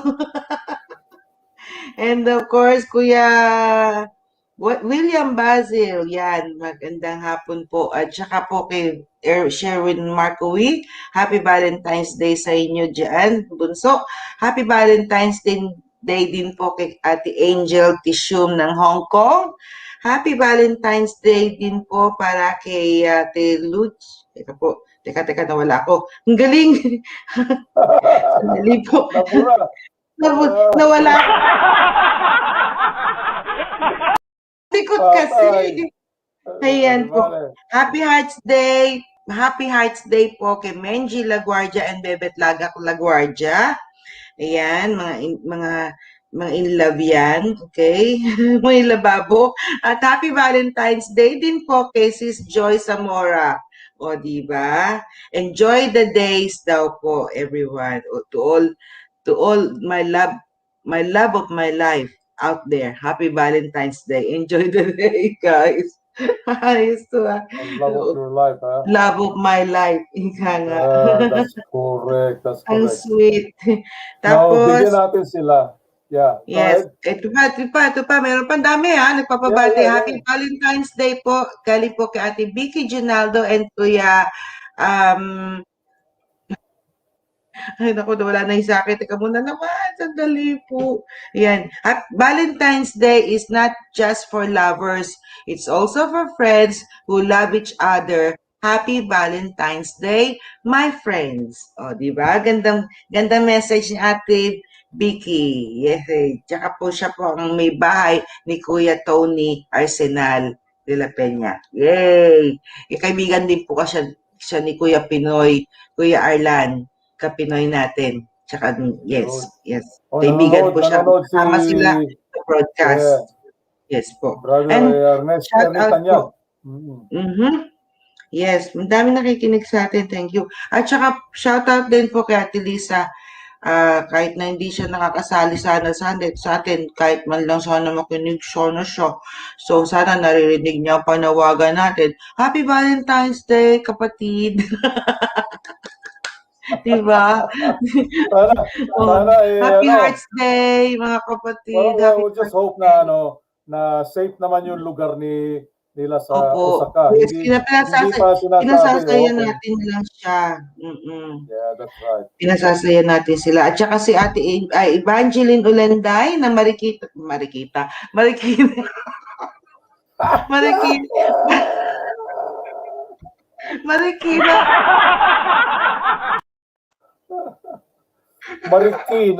Oo. Marikina. Ewan ko sa iyo, Chi. Saan ka nandun? Parang si Dominga Venezuela, Bulacan. Hindi naman Venezuela, Valenzuela yun. Ayan.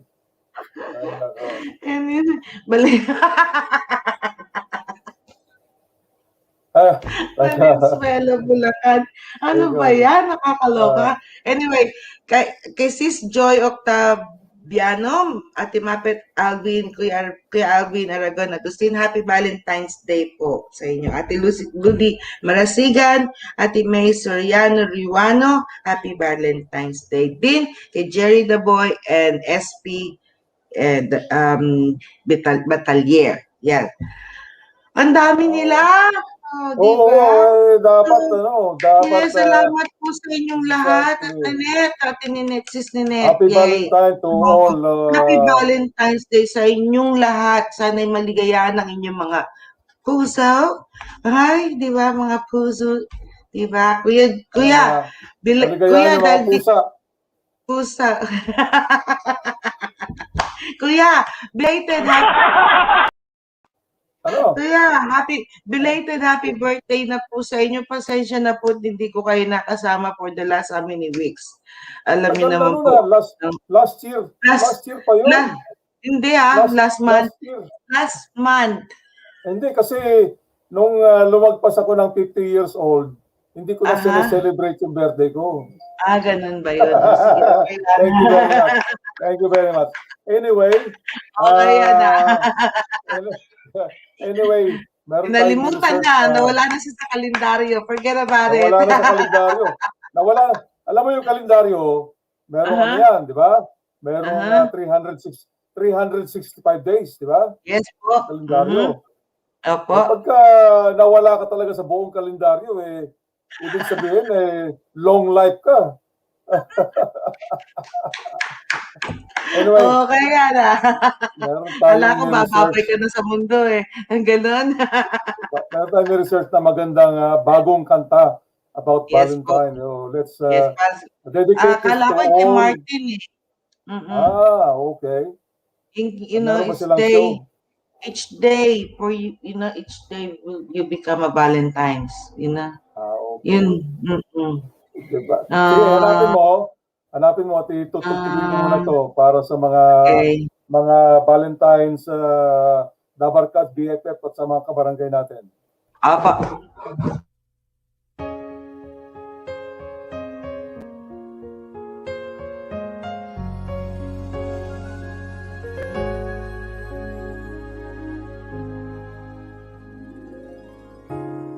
If there were no words, no way to speak, I would still hear you. If there were no tears, no way to feel inside.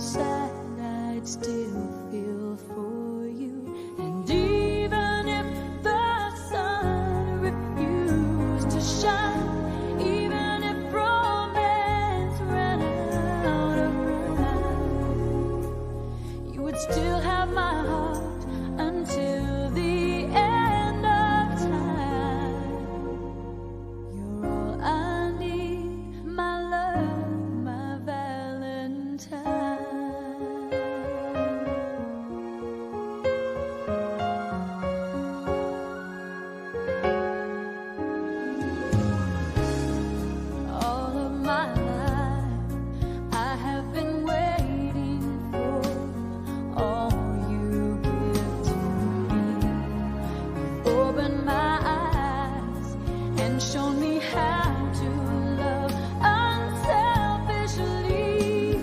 I've dreamed of this 1,000 times before, but in my dreams I couldn't love you more. I will give you my heart until the end of time. You're all I need, my love, my Valentine.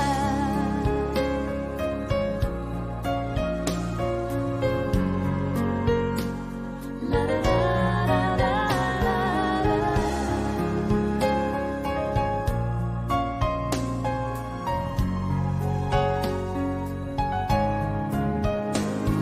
And even if the sun refused to shine, even if romance ran out of rhyme, you would still have my heart until the end of time. 'Cause all I need is you, my Valentine. Oh, you're all I need, my love, my Valentine. Oh.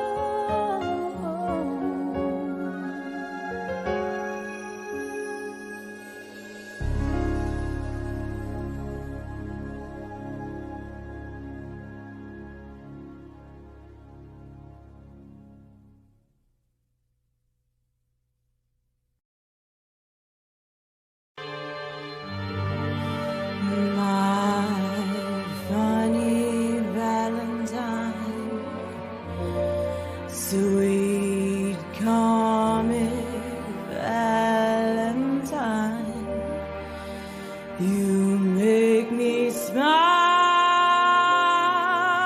in my heart.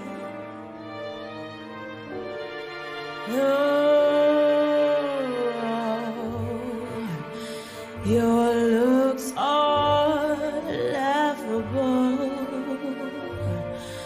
unphotographable, yet you're my favorite work of art. Is your figure less than Greek? Is your mouth a little weak? When you open it to speak, are you smart? Oh, but don't change your hair, please. Not if you care for me, babe. Stay, funny Valentine. Stay.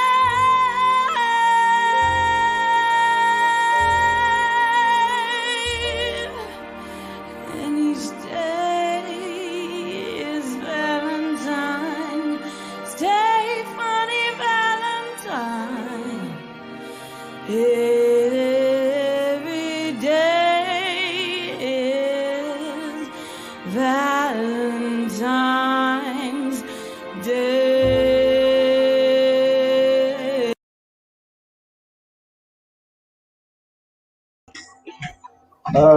Yan, ako, talagang napakasarap. Marami tayong batiin. Bakit ba itong Valentine's Day talagang napaka-popular ito? So, maski na hindi tayo pwede mag-get together, at least nababati natin yung mga tita at saka tita natin sa MFS, Movement for Filipino Solidarity, Seniors on the Move. Meron nga silang coffee group. Happy Valentine's sa inyo lahat dyan.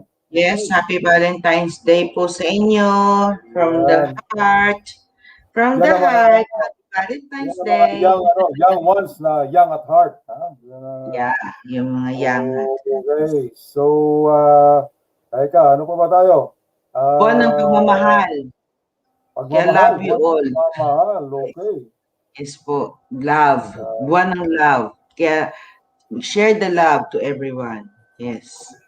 Parang, di ba, share the love on Christmas Day, share the love on Valentine's Day. O, di ba? Alam mo, Dabarkads, yes po.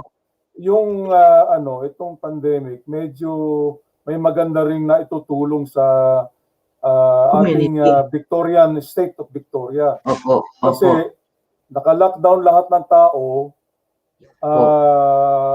libreng-libre na mapabilis yung paghukay ng tunnel diyan, yung bagong metro tunnel sa Melbourne. That's right.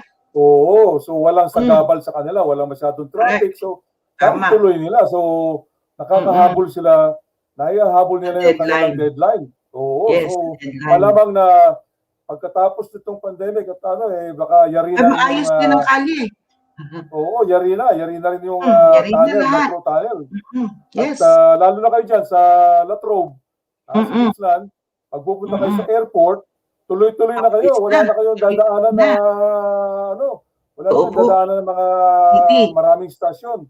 All the way from from Morwell, siguro dadaanan nyo mga 4-5 station lang. So makakarating kayo sa airport in less than 2 hours. 2 hours, yes po. Dapat kami dati 4 hours ang biyahe namin. 4 hours kayo dati, mag-drive ngayon pa kayo. Magiging 2 hours or less. Nandito na tayo. High-speed train yan, okay. At hindi na maghihirap na mag-drive yung mag-aatid sa'yo. Kasi hindi mo na kailangan i-park pa yung car mo sa mga di ba, sa car park doon. Nakakaloka. Nag-holiday din ng kotse, nagbabayad din daily ang rate. Exactly. So ngayon, save money. Binigyan tayo ng news clip kung paano hinuhukay ang Melbourne Metropolitan Tunnel. Ito, panoorin natin. Very good. Sige, panoorin natin.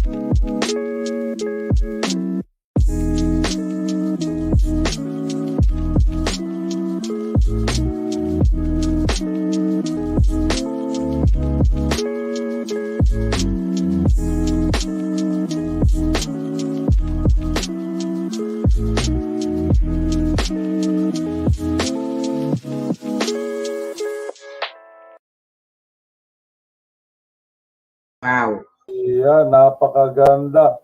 Napakaganda ng ating tunnel. So, hindi mo mahalata sa ibabaw, pero sa ilalim, tuloy na tuloy yung kanilang ginagawa. Yes, meron na palang community sa ilalim.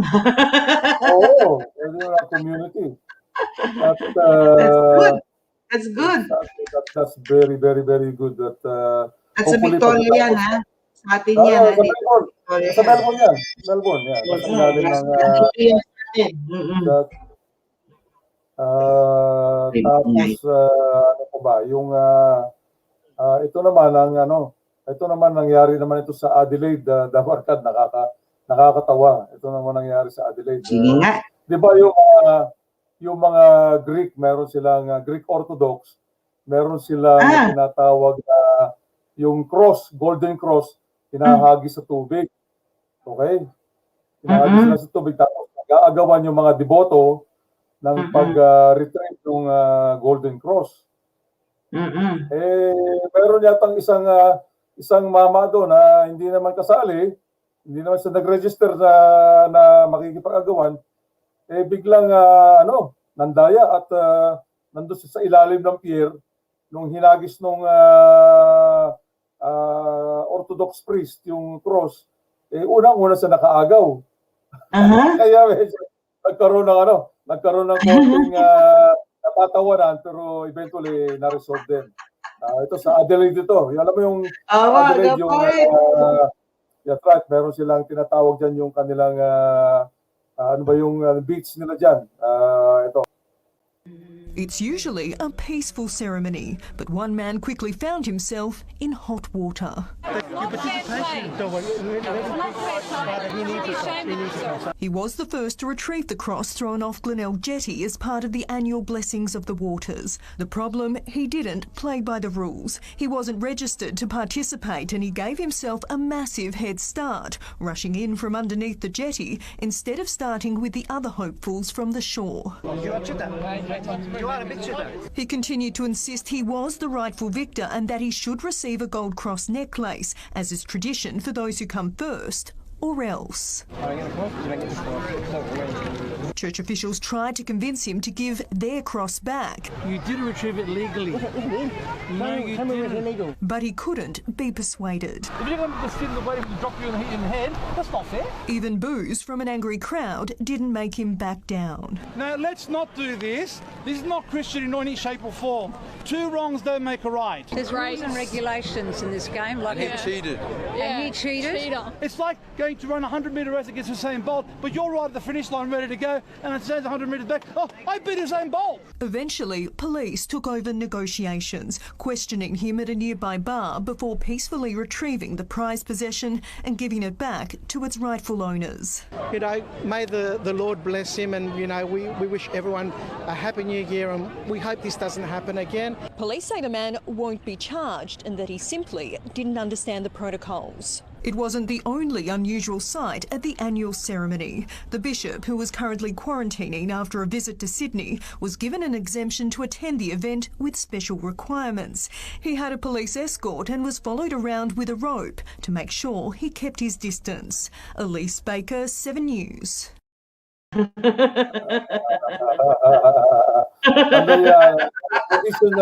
Tradition na mga Greek yan to celebrate their New Year. Ano yan? Ano nila no New Year? Parang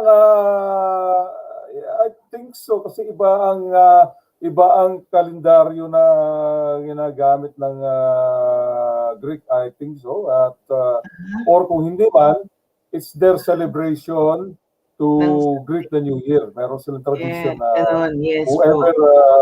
whoever retrieves the cross will be blessed for the rest of the year. For the rest of the year.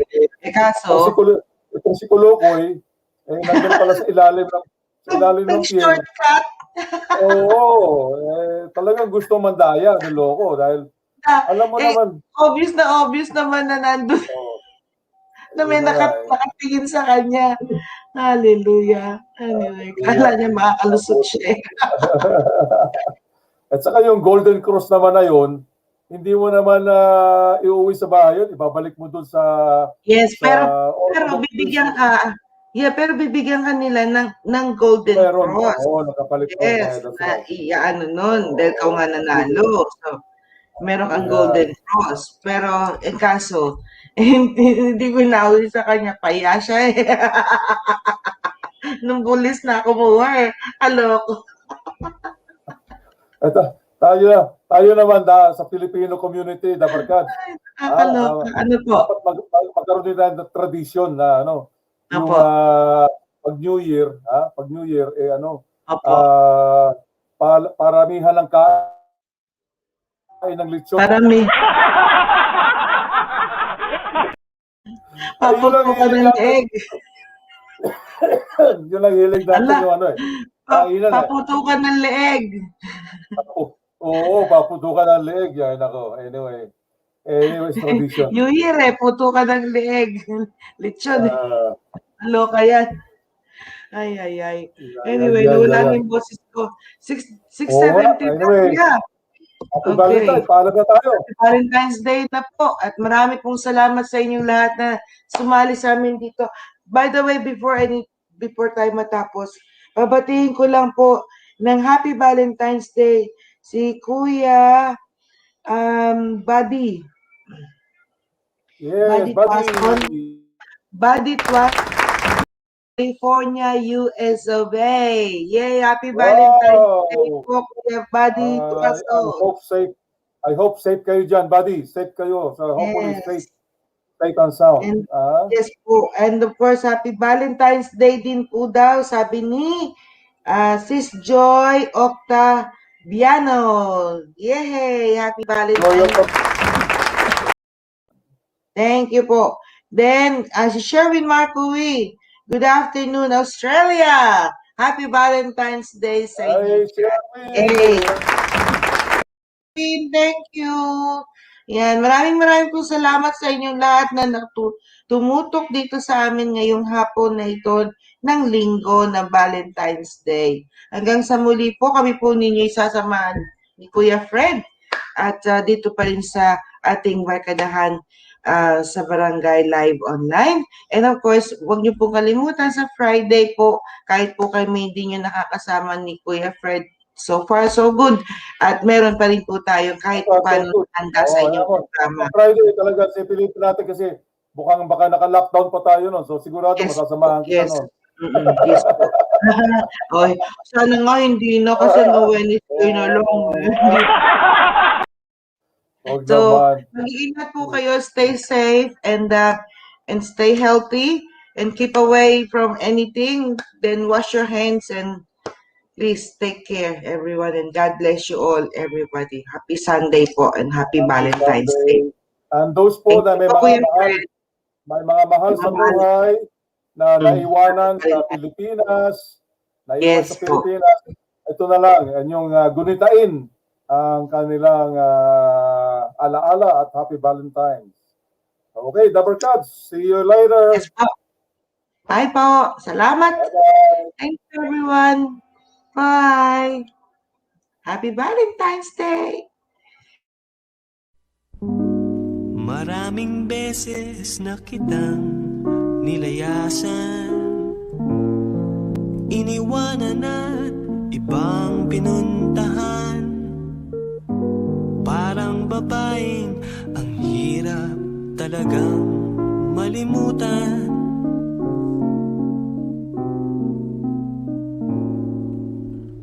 Ikaw lamang ang aking laging pinabalikan.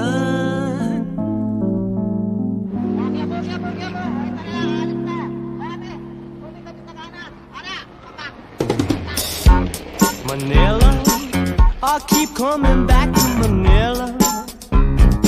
Simply ain't no place like Manila. Manila, I'm coming home. I walked the streets of San Francisco. I've tried the rides in Disneyland. Dated a million girls in Sydney. Somehow I feel like I don't belong. Hinahanap kita Manila. Ang ingay mong kay sarap sa tenga. Mga jeepney mong nagliliparan. Mga babae mong nagagandahan. Take me back in your arms, Manila, and promise me you'll never let go. Promise me you'll never let go. Manila, Manila, I keep coming back to Manila. Simply ain't no place like Manila. Manila, I'm coming home.